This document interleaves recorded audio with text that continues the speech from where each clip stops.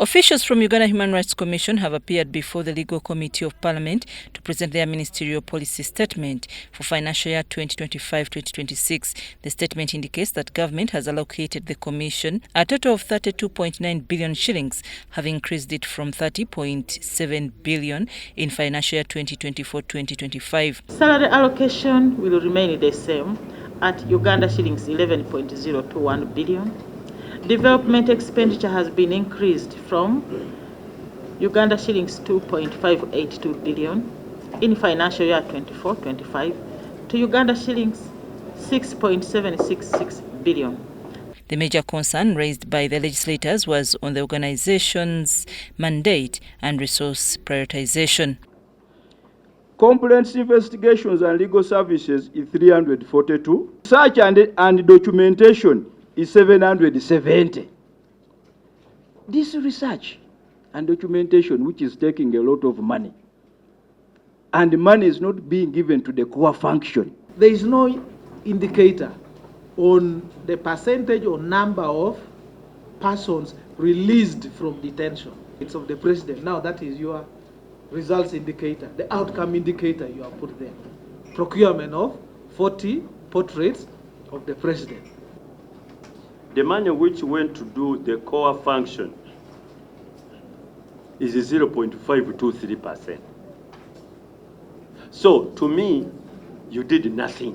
The chairperson conceded to this gap in their budget and promised to correct, while the secretary, Margaret Ejang, explained that they have mandatory requirement to provide for all fixed costs, which did not convince MPs. Face the observation that the investigation of complaints and giving redress to victims of human rights violations should attract a bigger allocation.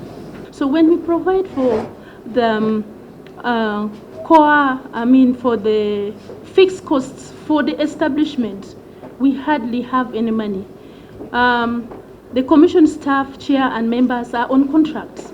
So we have the wage, that's a fixed cost. We're asking for additional funding. So in the current year, out of the 33 billion, we were given 10.4 billion shillings. It became a supplementary.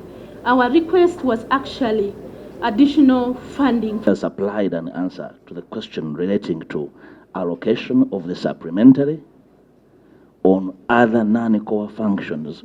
So is the current one, Madam Secretary, is not satisfying at all. And let's work towards having improved budgeting approach.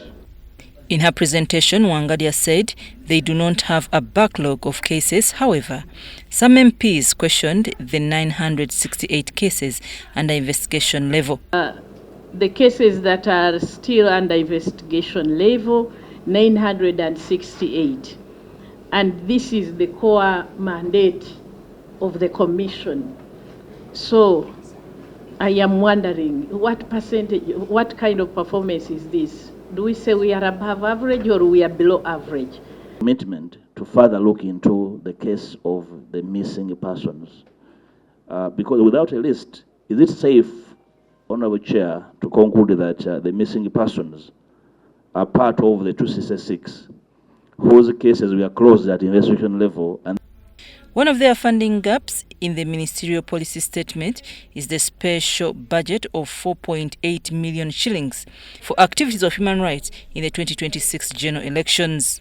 We will conduct election monitoring during the 2026 general elections.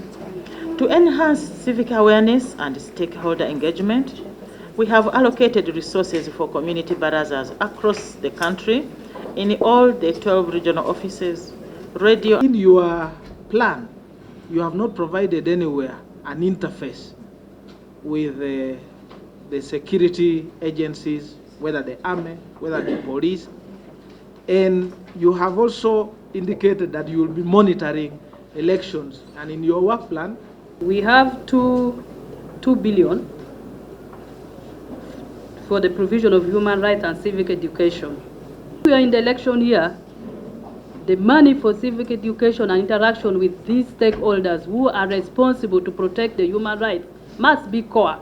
The committee has told officials to come up with lists of the 266 cases concluded and also come up with costs on activities like those under the research, education and documentation that is taking 770 million shillings of next financial year's budget. I'm Nafka Farid and Gloria Gwitabinji at Parliament.